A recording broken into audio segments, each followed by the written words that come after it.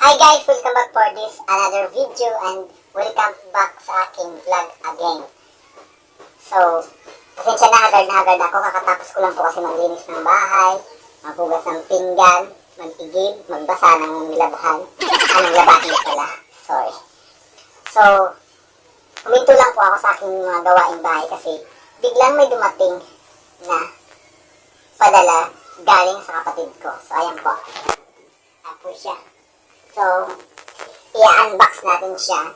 Gusto ko lang i-share kung ano yung regalo sa akin ng kapatid ko kasi mag-birthday na ako. So, naalala niyo yata, birthday ko na. So, excited ako na buksan to. Tara.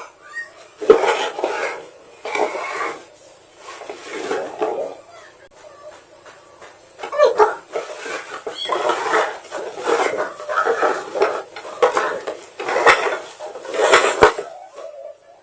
Bumbihan ka?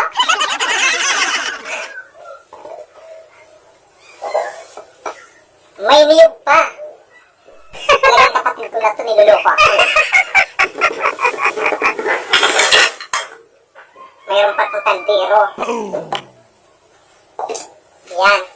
Yan ang padala sa akin.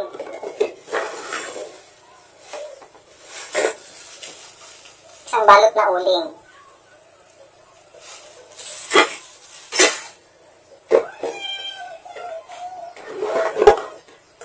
Kawali, maitim pa ang puwet.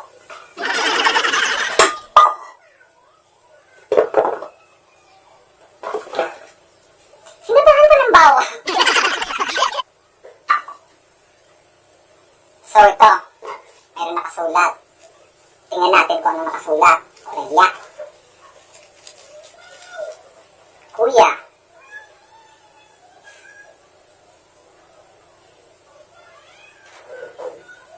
Natanggap mo ba ang regalo na pinadala ko sa iyo ngayong birthday mo?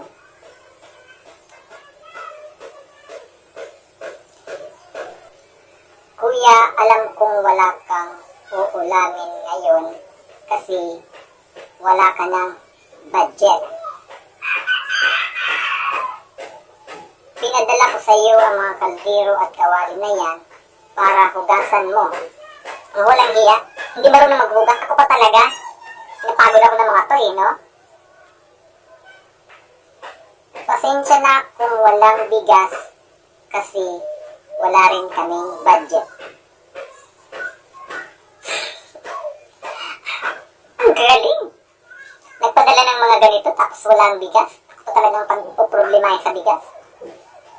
Kuya, sana matanggap mo ang regalo namin. Nagmamahal ang iyong kapatid. So, napakagaling. Excited pa naman ako i-unbox ang regalo sa akin. Dinalan pala ako hugasin. At hindi pa ito binalatan. Hindi pa ito binalatan. Wala pang bigas. Ako pa maghanap ng bigas. Ay! Nawa!